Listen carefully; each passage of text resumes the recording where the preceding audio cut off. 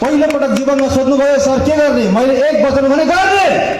सायद त्यसैको परिणाम आज यो हलमा तमाम मान्छेहरूले आजको दिनदेखि जीवन बदल्ने निर्णय लिनेछन् यो हलबाट। आज यो डायसमा आमन्त्रित सम्पूर्ण पाहुनाहरू, डिएसएन नेपाल न्यू विवेक इन्टरप्राइजेसका आदरणीय व्यक्तित्व डाक्टर भीमसेन गुरुङ र इन्दिरा गुरुङको लागि जोरदार ताली कृपया उहाँहरूको लागि। मलाई विश्वास छ कि अझै पनि नेपालमा केही सुरुवाती हुँदैछ, तर निकट भविष्यमा धेरै कुछ हुनेवाला छ।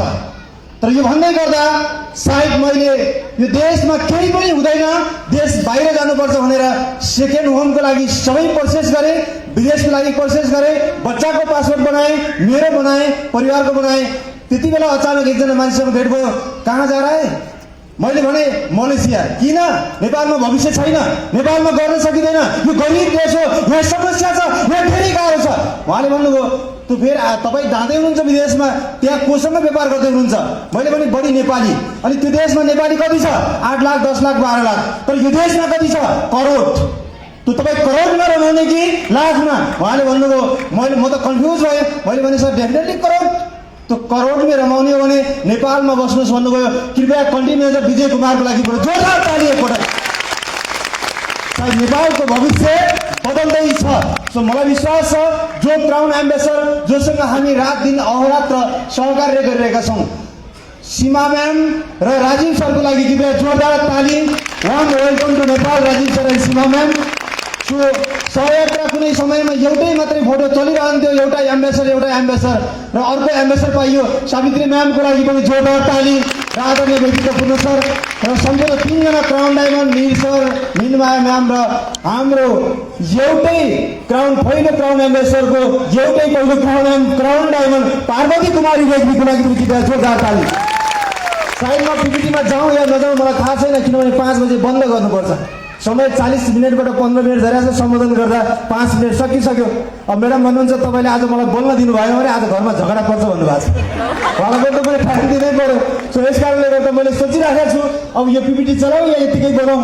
सो मलाई चाहिँ राम्रो यही होला कि यतिकै बनाउँ, किनभने पिपिटीमा कन्टेन्टमा गयो भने समय छैन। 5 बजे हामीले जसरी बन्द गर्नुपर्छ। सो तपाईँ जति पनि यो हलमा आज प्रवेश गर्नुभएको छ, मलाई विश्वास छ तपाईँ केही सोच लिएर आउनुभएको थियो। तर एउटै कुरा मलाई के थाहा छ भने तपाईँ यो हलमा सजिलै चाहिँ कोही पनि प्रवेश गर्नुभएको छैन। केही न केही बहाना गरेर कोही मान्छेले यो हलभित्र तपाईँलाई छिराएको छ। कृपया उहाँको लागि ताली ठोक्नु छ एकचोटि। सायद आजको दिनदेखि तपाईँको जीवनमा एउटा यस्तो निर्णय आउनेछ कि मैले जीवनमा केही गर्नुपर्छ। सायद यही चिजको बारेमा मैले भन्दै गर्दा मान्छेले भन्थे यो देशमा कसले गर्छ 45 सय मेरो आफ्नो पैसा आउँछ उसले ठुलो कुरा गर्छ भन्थे। त्यही भन्ने मान्छे कोही मान्छेले सुरुवात गरे, तर आज त्यही भन्ने व्यक्तिहरूमध्ये केही व्यक्तिहरूले आज जीवन परिवर्तन गर्नुभयो। तर यसकै कारणले गर्दा सायद मलाई लाग्छ मुलपानी गोठाटार देश नेपालको इतिहासमा पहिलो भएको थियो। सर उहाँको लागि जोरदार ताली। सायद सम्भव थियो। म एउटै मेसेज दिन्छु, यहाँ एउटा हरिण छ, यहाँ एउटा चितुवा छ। सायद यो दुईटाको कम्पेयर गर्ने हो भने यो हरिण चितुवा भन्दा 80 किलोमिटर ऊ रन गर्न सक्छ, दौड्न सक्छ, कुद्न सक्छ। तर चितुवा जम्मा 65। सायद डिफ्रेन्ट हेर्ने हो भने 20 किलोमिटरको फरक छ। तर पनि यो चितुवालाई यही टाइगरले यही तपाईँको चाहिँ चितुवालाई चितुवाले यो हरिणलाई किन एट्याक गर्छ त भन्दा उसको कमजोरी। ऊ जब रन गर्दै गर्दा, जब दौड्दै गर्दा आयो कि पछाडि भनेर हच्किन्छ। जब हच्किँदै गर्दा उसको किलोमिटर कम हुन्छ, फेरि रन गर्छ, फेरि हच्किन्छ, फेरि रन गर्छ, हच्किन्छ। तपाईँ र मेरो जीवनमा पनि कतै अवरोध आइहाल्यो कि कतै समस्या भइहाल्यो कि गाह्रो भइहाल्यो कि भनेर जब काम गर्दै गर्दा, अगाडि हिँड्दै गर्दा, अगाडि बढ्दै गर्दा पछाडि नफर्किनुहोस्, किनभने झम्टिने मान्छेहरू तयार छन् मार्केटमा। तपाईँ अगाडि जानुहोस्, तपाईँ हिम्मत गर्नुहोस्, ताकि तपाईँलाई यस्ता चितुवा होइन कुनै पनि संसार कुनै पनि शक्तिले तपाईँलाई हल्लाउन सक्दैन, रोक्न सक्दैन, छेक्न सक्दैन। ताकि यो हरिण जस्तो शिकार बन्न नपुगौँ। हिम्मत गर्नुहोस्, रातै गर्नुहोस्। सडकमा देख्नु भएको छ तपाईँले बाख्रा, भेडा, गाई, भैँसी आउँदा गाडी साला आओस् त सिंह, लगाओस् त हरण त्यसले। सिंहको अगाडि गाडीवालाले हरण बनाउन सक्छ? अरे भाई चल जल्दी जा, निकलना है। यही हुन्छ जिन्दगीमा कोही पनि चिजले सिंह बनेर मार्केटमा उत्रिनुहोस्, सिंह बनेर उत्रिनुहोस्, ताकि तपाईँलाई कसैले पनि हल्लाउन सक्दैन। सायद डिएक्सन एउटा असली कम्पनी हो र तपाईँको अगाडि जो व्यक्ति छ रियल स्टोरी भन्दैछ, यो कुनै फिल्मको कथा होइन। सायद पीडा हामी सबैका छन् र जो पीडालाई उलियो, जो भयो, जो शोक, जो जुनै पनि गरिबीले जसलाई पोल्यो, जसलाई तडपायो, त्यही मान्छे आज स्टेजमा आएका छन्, त्यही मान्छे आज कामयाब बनेका छन्। जिन्दगीमा बदल्न सबैले चाहन्छन्, बदलिन सबै चाहन्छन्, तर गाह्रो कहाँ छ भने अरूलाई बदल्न खोज्छन्, आफू बदलिँदैनन्। जस कारणले गर्दा ती मान्छेहरूको जिन्दगी त्यही ठाउँमा छ। तर म के चाहन्छु भने आज यो राष्ट्रिय नाचघरमा सहभागी भएका सम्पूर्ण पार्टिसिपेन्ट तपाईँहरू जीवन बदल्नको लागि हलमा आउनुभएको हो। एक दिन यो हलमा भएका सारा उपभोक्ताहरू तपाईँहरूलाई क्राउन एम्बेसडरको रूपमा हामीले देख्न पाउनेछौँ। संसारलाई नेपालले वीर गोर्खालीको देश भनेर चिनायो, संसारलाई नेपालले विभिन्न इतिहासकालमा विभिन्न तरिकाले चिनायो, गौतम बुद्धको देश भनेर चिनायो। अब देश नेपाललाई क्राउन एम्बेसडरको देश भनेर चिनाउनु छ। तपाईँले जोरदार ताली एकपटक। यति भन्दै मैले केही स्टोरी सुनाउनको लागि मेरो सुन्दर श्रीमती जो जीवन साथी उहाँले भन्दै हुनुहुन्छ, जो 20वटा तपाईँले डायमन्ड जन्माइसक्नु भएको छ, एम्बेसडर त बनिसक्नु भएको छ, अब यति नै पुग्दैन, सो डबल क्राउन एम्बेसडर बन्नुपर्छ। सो 20 अब मेरो जिम्मामा दिनुहोस् भनेर उहाँले कीर्तिपुर सेल सेन्टर पनि चलाउँदै आउनु भएको थियो। सायद उहाँले त्यो अफिसलाई टच नगर्दा 6 लाख, 7 लाख, 5 लाख, 4 लाख सेल हुन्थ्यो, तर अहिले उहाँले 15 लाख पुर्याउनु भएको छ। यो महिना कमिटमेन्ट गर्नुभएको छ 20 लाखको लागि। सो अब माइक्रोफोन उहाँको लागि। आफ्नो सङ्घर्षको कहानी सुनाइसक्नुभयो। तपाईँहरूलाई चाहिँ म अलि भिन्नै कहानी सुनाउँछु, किनकि मसँग सङ्घर्ष नै छैन। सङ्घर्ष बिना नै म यो स्टेजमा छु, किनकि मेरो श्रीमान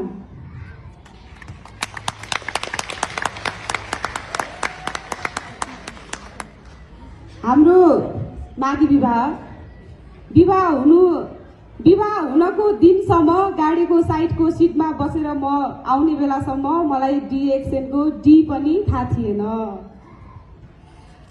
गाडीमा राख्नुभयो, साइड सिटमा बसेर ट्राभलिङ सुरु भयो मेरो माइती घरबाट।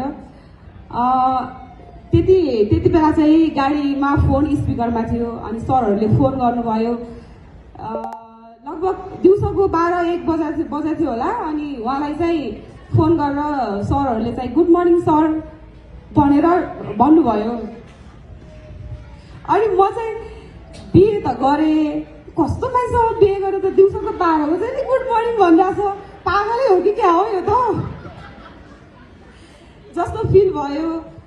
त्यसपछि 6-7 घन्टाको यात्रापछि हामी दाङ पुग्यौँ। दाङमा चाहिँ एकजना आदरणीय लिडरको सरको घरमा हामीलाई भव्य स्वागत भयो। हामी उहाँकै घरमा बस्यौँ। उहाँको घरमा स्वागतको लागि म त त्योभन्दा पहिले त सामान्य पाहुना जाँदा या त कतै जाँदा कसैकोमा जाँदाखेरि चिया पानीबाट स्वागत हुन्थ्यो नि त, मलाई चाहिँ त कफीबाट स्वागत भयो।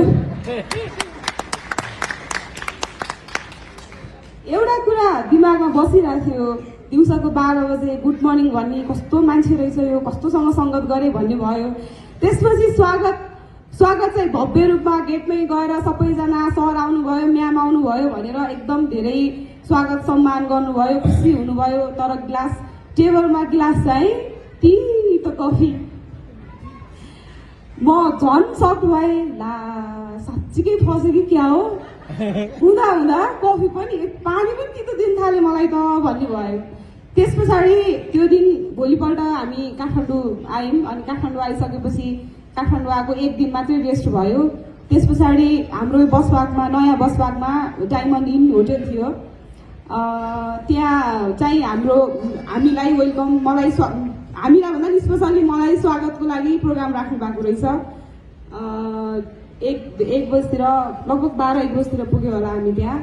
त्यस पछाडि मलाई बाहिरै हलबाट यति धेरैजना लिडरहरू, सबैजना लगभग 200-300 जना हुनुहुन्थ्यो होला, सबैजनाले डिएक्सएल लेखेको खादा ल्याएर यति माथिसम्म, एकदम म सानी म नदेखिने गरी खादा लगाएर पुरै खादाले सम्मान गर्नुभयो।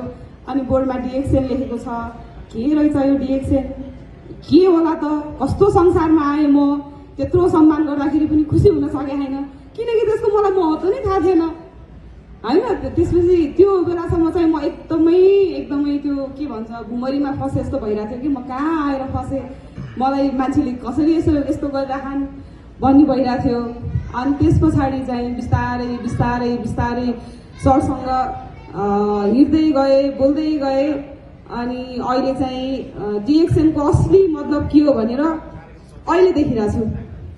यो छ नि सबैजना हामीलाई हेर्नको लागि अघि म्यामले भन्नुभएको थियो, हाम्रो आदरणीय म्याम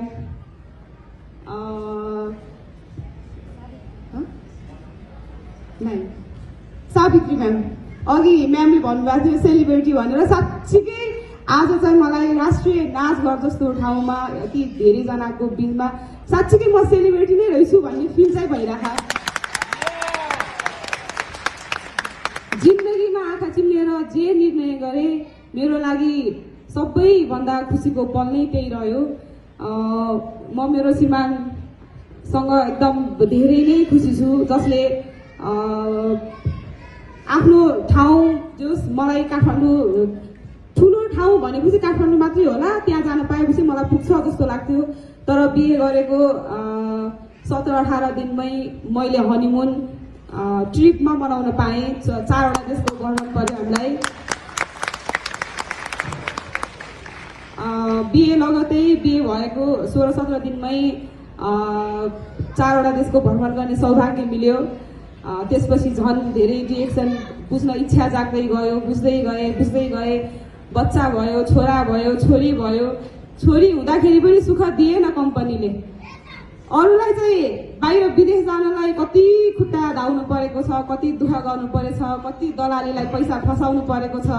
म चाहिँ जान्न यो पटक जाँदिनँ होला, नानी सानो छ जाँदिनँ भनेर भनेको कम्पनीले आदेश आएपछि आयो जानै पर्छ।